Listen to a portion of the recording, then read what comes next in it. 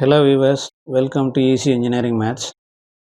போன வீடியோவில் partial differential ஈக்குவேஷனில் ஒரு இம்பார்ட்டன்ட் டாப்பிக்கான ஹோமோஜீனியஸ் லீனியர் ஈக்குவேஷனில் கொடுத்துருக்க right hand side type 3 type 4ல் இருந்தால் அதோட பர்டிகுலர் இன்டெக்ரல் எப்படி கண்டுபிடிக்கிறது, கொடுத்துருக்க ப்ராப்ளத்தோட சொல்யூஷன் எப்படி ஃபைண்ட் அவுட் பண்ணுறது அப்படிங்கிற பற்றி பார்த்துருந்தேன்.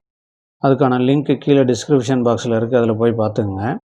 இந்த வீடியோவில் ஹோமோஜீனியஸ் லீனியர் ஈக்குவேஷனில் டைப் 6 ப்ராப்ளம் எப்படி போடுறது அப்படிங்கிற பற்றி பார்க்கலாம். ப்ராப்ளம் பாருங்கள்.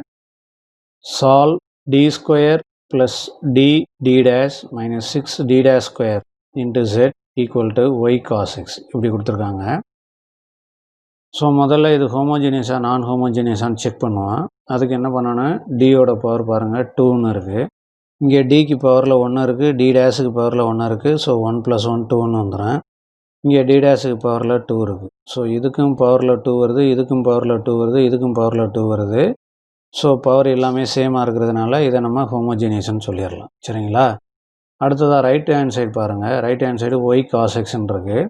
நம்ம ஆல்ரெடி பார்த்துருந்தோம். Y cos x y sine x அப்படின்னு வந்திருந்தால் அது டைப் 6ன்னு பார்த்துருந்தோம். ஸோ பர்டிகுலர் இன்டெக்ரல் கண்டுபிடிக்கிறதுக்கு நம்ம டைப் 6 கான்செப்ட் அப்ளை பண்ண போகிறோம். சரிங்களா?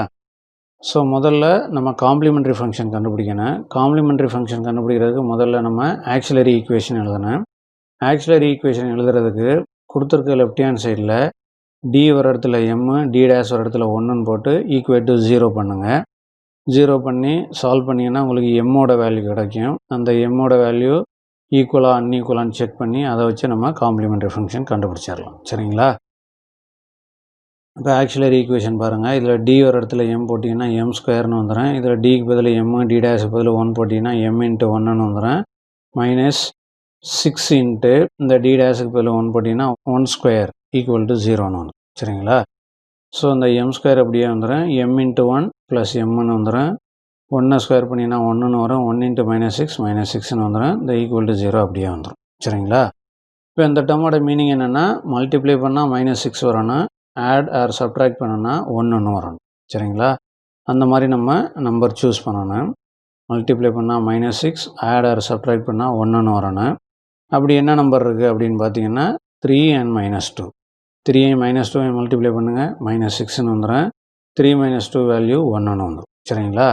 இப்போ ஆக்சுவலாக இது +3. இந்த +3க்கு முன்னாடி எம் போட்டிங்கன்னா என்னென்னு வந்துடும், m + 3ன்னு வந்துடும். இந்த -2க்கு முன்னாடி எம் போட்டிங்கன்னா m - 2ன்னு வந்துடும். சரிங்களா? ஸோ இந்த m square plus m - 6 equal to 0 அப்படிங்கிறத நம்ம எப்படி கூட எழுதிக்கலாம்னா m + 3 into m - 2 equal to 0ன்னு எழுதிக்கலாம். சரிங்களா? இப்போ இந்த டேர்மோட மீனிங் என்னென்னா m + 3 equal to 0, m - 2 equal to 0. சரிங்களா? இப்போ இதை வச்சு நமக்கு எம்மோட வேல்யூ தான் வேணும். ஸோ இந்த 3ஐ ரைட் ஹேண்ட் சைடு கொண்டு வாங்க. அப்போ m ஈக்குவல் டு -3ன்னு வந்துடும். இதை வச்சு எம்மோட வேல்யூ தான் வேணும். ஸோ இந்த -2 ரைட் ஹேண்ட் சைடு கொண்டு வந்தீங்கன்னா m ஈக்குவல் டு 2ன்னு வந்துடும். இப்போ நமக்கு 2 ரூட்டு கிடச்சிருக்கு. அந்த 2 ரூட்டை நம்ம எப்படி கூட வச்சுக்கலாம், m1 அண்ட் m2ன்னு வச்சுக்கலாம். ஸோ m1ஓட வேல்யூ -3ன்னு வருது, m2ஓட வேல்யூ 2ன்னு வருது. இதை இப்போ நம்ம மேனுவலாக கேல்குலேட் பண்ணியிருந்தோம். இந்த வேல்யூஸும் நம்ம கேல்குலேட்டர் யூஸ் பண்ணி கூட நம்ம கண்டுபிடிக்கலாம். அது எப்படிங்கிறத பார்க்கலாம். உங்கள் கேல்குலேட்டரில் மோடுங்கிற பட்டனை 3 டைம்ஸ் ப்ரெஸ் பண்ணுங்கள். உங்களுக்கு ஈக்குவேஷன், மேட்ரிக்ஸ், வெக்டர்னு 3 டேர்ம் வரும். இதுக்கு முந்தைய வீடியோக்குள்ளே நான் FX 100 MS கேல்குலேட்டர் யூஸ் பண்ணியிருந்தேன். அதனால் உங்களுக்கு ஈக்குவேஷன் மட்டும்தான் காமிச்சிருக்கேன். இந்த வீடியோவில் நான் FX 991 MS கேல்குலேட்டர் யூஸ் பண்ணுறேன். அதனால் நான் மோட் பட்டனை 3 டைம்ஸ் ப்ரெஸ் பண்ணும்போது எனக்கு ஈக்குவேஷன், மேட்ரிக்ஸ், வெக்டர்னு வருது. எனக்கு ஈக்குவேஷன் தான் வேணும். ஸோ ஈக்குவேஷனுக்கு கீழே என்ன நம்பர் இருக்குன்னா 1 இருக்குது. அதனால் நம்பர் 1 ப்ரெஸ் பண்ணுங்கள். 1 ப்ரெஸ் பண்ணிங்கன்னா உங்களுக்கு அன்னோன்ஸ்னு போட்டு 2, 3ன்னு காமிக்கும். எனக்கு டிகிரி தான் வேணும். அதனால் இந்த ஆரோவை கிளிக் பண்ணுங்கள். கிளிக் பண்ணிங்கன்னா 2, 3ன்னு காமிக்கும். நமக்கு கொடுத்துருக்க ப்ராப்ளத்துக்கு டிகிரி இங்கே 2. அதனால் நம்பர் 2ஐ ப்ரெஸ் பண்ணுங்கள். நம்பர் 2ஐ ப்ரெஸ் பண்ணிங்கன்னா ஏன்னு போட்டு கொஷின் மார்க் வரும். இங்கே ஏங்கிறது என்னென்னா coefficient of m square. Coefficient of m ஸ்கொயர்னா m ஸ்கொயர் பக்கத்தில் என்ன நம்பர் இருக்குதுன்னு பாருங்கள். ஒரு நம்பருமே இல்லை. ஒரு நம்பருமே இல்லைன்னா 1 இருக்கிறதா அர்த்தம். சரிங்களா? ஸோ 1ஐ என்ட்ரு பண்ணிவிட்டு ஈக்குவல்ட்டை ப்ரெஸ் பண்ணுங்கள். பின்னு போட்டு கொஸ்டின் மார்க் வரும். பிங்கிறது என்னென்னா coefficient of m. Coefficient of எம்னா எம்முக்கு முன்னாடி என்ன நம்பர் இருக்குன்னு பாருங்கள். ஒரு நம்பருமே இல்லை. ஒரு நம்பருமே இல்லைன்னா 1 இருக்கிறதா அர்த்தம். ஸோ பிக்கு பதில் 1ன்னு சப்ஸ்டிட் பண்ணுங்கள். ஸோ 1 ப்ரெஸ் பண்ணிவிட்டு ஈக்குவல்ட்டை ப்ரெஸ் பண்ணிங்கன்னா சின்னு போட்டு கொஸ்டின் மார்க் வரும். அந்த சிங்கிறது என்னென்னா இந்த இடத்துல இருக்கிற கான்ஸ்டன்ட். இங்கே கான்ஸ்டன்ட் டேர்ம் நமக்கு என்னென்னு இருக்குது, -6ன்னு இருக்குது. -6 என்டர் பண்ணிவிட்டு ஈக்குவல்ட்டை ப்ரெஸ் பண்ணிங்கன்னா உங்களுக்கு வேல்யூஸ் வந்துடும். x1 ஈக்குவல் டு 2ன்னு வருது. That is m equal to 2ங்கிறது. திரும்ப ஈக்குவல்ட்டை ப்ரெஸ் பண்ணிங்கன்னா x2 ஈக்குவல் டு -3ன்னு வந்துடும். அதான் m ஈக்குவல் டு -3. நம்ம மேனுவலாக கேல்குலேட் பண்ணும்போது இது ஃபஸ்ட்டு வருது, இது நெக்ஸ்ட்டு வருது. கேல்குலேட்டரில் போடும்போது இது ஃபஸ்ட்டு, இது நெக்ஸ்ட்டு வருது. இப்படி மாறி மாறி வர்றதுனால உங்களுக்கு ஒரு பிரச்சனையும் கிடையாது. அதனால் நீங்கள் அதை பற்றி கவலைப்பட தேவையில்லை. சரிங்களா? ஸோ இப்போ நமக்கு 2 ரூட் m1 m2ன்னு கிடச்சிருக்கு. ரெண்டும் ஈக்குவலாக இருக்கா அன்ஈக்குவலாக இருக்கான்னு பாருங்கள். m1 not equal to m2. சரிங்களா? m1 நாட் ஈக்குவல் டு m2னா காம்ப்ளிமெண்ட்ரி ஃபங்க்ஷன் கண்டுபிடிக்க என்ன ஃபார்முலான்னு பார்த்துருக்கோம். f1 of y plus m1x plus f2 of y plus m2x. சரிங்களா? இப்போ இதில் இந்த m1 வேல்யூ இந்த m2 வேல்யூவை சப்ஸ்டிட் பண்ணுங்கள். சப்ஸ்டிட் பண்ணிங்கன்னா என்ன வரும், f1 of y plus m1, m1ஓட value -3, so -3 into x plus f2 of y plus m2, m2ஓட வேல்யூ 2, ஸோ 2xன்னு வந்துடும். சரிங்களா? இப்போ இந்த -3 இன்ட்டு எக்ஸ் -3xன்னு வந்துடும். -3x இன்ட்டு ப்ளஸ்ங்கிறது -3xன்னு வந்துடும். அப்போ இந்த டேர்ம் என்னவாயிரும் பாருங்கள், f1 ஆஃப் y -3xன்னு வந்துடும். இந்த டேர்ம் அப்படியே வந்துடும், f2 of y plus 2x. சரிங்களா? இப்போ நம்ம காம்ப்ளிமெண்ட்ரி ஃபங்க்ஷன் கண்டுபிடிச்சாச்சு. அடுத்ததான் நம்ம பர்டிகுலர் இன்டெக்ரல் கண்டுபிடிக்கணும். ஸோ பர்டிகுலர் இன்டெக்ரல் கண்டுபிடிக்க எப்போதும் போல் pி ஈக்குவல் டு 1 டிவைடட் பைன்னு போட்டு இந்த டேர்ம் அப்படியே எழுதுங்க. So d² plus D dash -6 d dash square இன்ட்டுன்னு போட்டு இந்த ரைட் ஹேண்ட் சைடில் என்ன இருக்கோ அதை அப்படியே எழுதுங்க.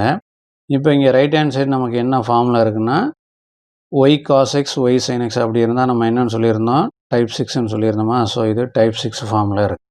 ஸோ இப்போ இதோட பர்டிகுலர் இன்டெக்ரல் கண்டுபிடிக்கிறதுக்கு நம்ம டைப் 6ஓட கான்செப்ட் அப்ளை பண்ணணும். சரிங்களா?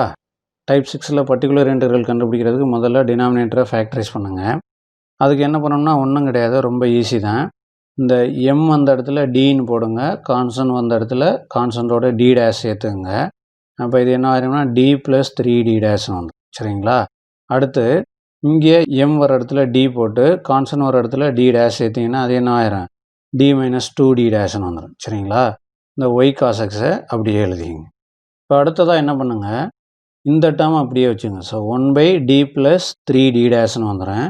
அடுத்து என்ன பண்ணுங்கள், 1/dன்னு வந்தால் நம்ம யூஸ்வலாக என்ன பண்ணுவோம், இன்டெகிரேட் பண்ணுவோமா. ஸோ இன்டெக்ரல் போட்டுங்க. இன்டெக்ரல் போட்டு அடுத்து நான் என்ன பண்ண போகிறேன்னா இந்த ஒய்யை வந்து ரீப்ளேஸ் பண்ண போகிறேன். எப்படி ரீப்ளேஸ் பண்ண போகிறேன்னா இந்த d வர இடத்துல cன்னு போடுங்க, d டேஷ் வர இடத்துல xன்னு போடுங்க. அப்போ d வர இடத்துல c, d டேஷ் வர இடத்துல xன்னு போட்டோன்னா அப்போ ஒய்யோட வேல்யூ எனக்கு என்னென்னு வந்துடும், c மைனஸ் 2xன்னு வந்துடுமா. ஸோ அதனால் நான் என்ன பண்ண போகிறேன், இந்த ஒய்க்கு பதில் c மைனஸ் 2xன்னு போட போகிறேன். இந்த cos x அப்படியே எழுதிக்கிட்டு dxன்னு போட்டுக்க வேண்டியதுதான். சரிங்களா? இப்போ இந்த டேர்மை நம்ம integrate with respect to x பண்ணணும். சரிங்களா? அது எப்படி இன்டெகிரேட் பண்ணுறது, அதுக்கு இது பார்த்தீங்கன்னா இது ப்ராடக்ட் ஆஃப் 2 ஃபங்க்ஷனாக இருக்குது. ப்ராடக்ட் ஆஃப் 2 ஃபங்க்ஷனாக இருக்கும்போது நம்ம என்ன ஃபார்முலா யூஸ் பண்ணுவோம், பெர்னாலிஸ் ஃபார்முலா யூஸ் பண்ணுவோம். சரிங்களா? பெர்னாலிஸ் ஃபார்முலா யூஸ் பண்ணுறதுக்கு இதை நம்ம யூன்னு வச்சுக்குவோம், இதை வின்னு வச்சுக்குவோம். சரிங்களா? So u equal to c minus 2x, v equal to cos எக்ஸ்னு வந்துடும். சரிங்களா? இப்போ நம்ம என்ன பண்ணணும், யூவை ஃபுல்லாக டிஃப்ரென்ஷியேட் பண்ணணும், வியை ஃபுல்லாக இன்டெகிரேட் பண்ணணும். ஸோ இப்போ u டேஷ் என்ன வரும், சியை differentiate with respect to x பண்ணிங்கன்னா 0 ஆயிரும், ஏன்னா சிங்கிறது கான்ஸ்டன்ட். -2xை differentiate with respect to x பண்ணிங்கன்னா -2ன்னு வந்துடும். இப்போ 0 - 2 வேல்யூ -2ன்னு வந்துடும். சரிங்களா? அடுத்து u டேஷ்னா u டேஷை differentiate with respect to x பண்ணணும். இங்கே நமக்கு u டேஷுங்கிறது -2ன்னு இருக்குது. -2வை differentiate with respect to x பண்ணோம்னா 0ன்னு வந்துடும், ஏன்னா -2ங்கிறது கான்ஸ்டன்ட். சரிங்களா? அடுத்ததாக v1ங்கிறது வியை integrate with respect to x பண்ணணும். காஸ் எக்ஸை இன்டெகிரேட் பண்ணால் சைன் எக்ஸ் வரும். அடுத்து v2னா v1ஐ integrate with respect to x பண்ணணும். சைன் எக்ஸை integrate with respect to x பண்ணால் என்ன வரும்னா மைனஸ் காஸ் எக்ஸ்னு வந்துடும். சரிங்களா? அடுத்து நம்ம v3 கண்டுபிடிக்க தேவையில்லை, ஏன்னா இங்கே u டேஷ் வேல்யூ 0 வந்துருச்சு. அதனால் நம்ம v3 கண்டுபிடிக்க தேவையில்லை. சரிங்களா? இப்போ பெர்னாலிஸ் ஃபார்முலா என்னென்னு பார்த்துருக்கோம், uv1 minus u dash v2. சரிங்களா? ஸோ பெர்னாலிஸ் ஃபார்முலா யூஸ் பண்ணி எக்ஸ்பேண்ட் பண்ணுங்கள். ஸோ இந்த 1/d + 3d டேஷ் அப்படியே வந்துடுறேன். v1 uங்கிறது c minus 2x, v1ங்கிறது sin x, மைனஸ் u டேஷோட வேல்யூ -2, v2ங்கிறது minus cos xன்னு வந்துடும். சரிங்களா? அடுத்து ப்ளஸ் u டபுள் டேஷ் v3ன்னு வந்துடும். u டபுள் டேஷ் வேல்யூ 0ன்னு வந்ததுனால நான் அடுத்து ஃபர்தராக எழுத தேவையில்லை. சரிங்களா? இப்போ திரும்ப நான் என்ன பண்ண போகிறேன், இந்த c minus 2xக்கு பதில் நம்ம என்னவே போட்டுக்கலாம், இந்த yயே போட்டுக்கலாம். சரிங்களா? ஸோ 1/d + 3d டேஷ் இந்த c minus 2xக்கு பதில் நம்ம என்ன போட்டுக்கலாம்னு சொன்னால் yன்னு போட்டுக்கலாமா? இந்த sin x அப்படியே வந்துடுறேன். இந்த மைனஸ் இன்ட்டு -2 +2ன்னு வந்துடும். +2 into minus cos x -2 cos xன்னு வந்துடும். சரிங்களா? அடுத்து என்ன பண்ண போகிறோம்னா, இப்போ 1/dன்னு வந்தால் என்ன பண்ணணும்னு சொன்னால் இன்டகிரேட் பண்ணணும்னு சொன்னோமா? ஸோ இன்டகிரல் போட்டுங்க. இன்டகிரல் போட்டுக்கிட்டு இந்த ஒய்யை நம்ம இப்போ ரீப்ளேஸ் பண்ண போகிறோம். எப்படி ரீப்ளேஸ் பண்ண போகிறோம்னா, d ஒரு இடத்துல c, d டேஷ் ஒரு இடத்துல xன்னு போட்டு ரீப்ளேஸ் பண்ண போகிறோம். So y equal to d ஒரு இடத்துல c போட்டிங்கன்னா cன்னு வந்துடும், ப்ளஸ் d டேஷ் ஒரு இடத்துல xன்னு போட்டிங்கன்னா 3xன்னு வந்துடும். சரிங்களா? ஸோ நான் இந்த yங்கிறத எப்படி ரீப்ளேஸ் பண்ண போகிறேன், c + 3xன்னு ரீப்ளேஸ் பண்ண போகிறேன். இந்த sin x அப்படியே வந்துடும், இந்த -2 cos x அப்படியே வந்துடும், dxன்னு போட்டாங்க. சரிங்களா? இப்போ இந்த டேர்மை நம்ம integrate with respect to x பண்ணணும். சரிங்களா? எப்படி இன்டகிரேட் பண்ணுவீங்க, முதல்ல இந்த இன்டகிரலை உள்ளே கொண்டு வாங்க. உள்ளே கொண்டு வந்தீங்கன்னா என்னென்னு வந்துடும், integral c + 3x sin x dxன்னு வந்துடும். இந்த -2ங்கிறது கான்ஸ்டன்ட், ஸோ வெளியில் வச்சுங்க. அடுத்து என்ன மட்டும்தான் இருக்கும், இன்டகிரல் cos x dxன்னு வந்துடும். சரிங்களா?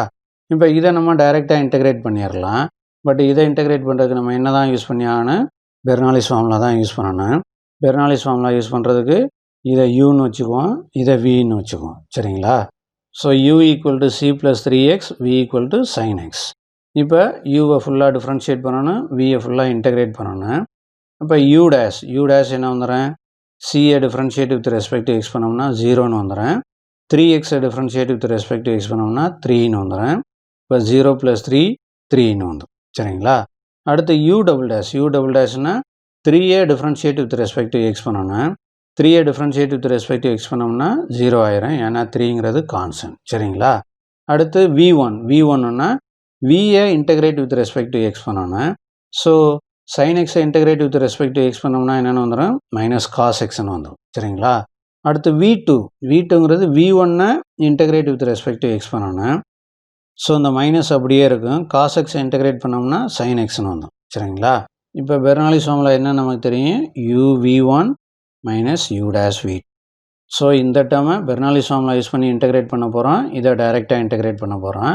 அப்படி பண்ணிங்கன்னா என்ன வரும், uv1 uங்கிறது c + 3x, v1ங்கிறது -cos x, மைனஸ் u டேஷோட வேல்யூ 3, v2ங்கிறது -sin x. சரிங்களா?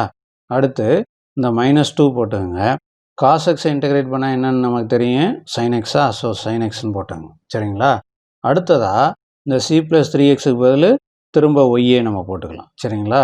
அப்போ இது என்ன ஆயிரும், y இன்ட்டு இந்த -cos x அப்படியே வந்துடும், -3 இன்ட்டு -sin x + 3 sin xன்னு வந்துடும்.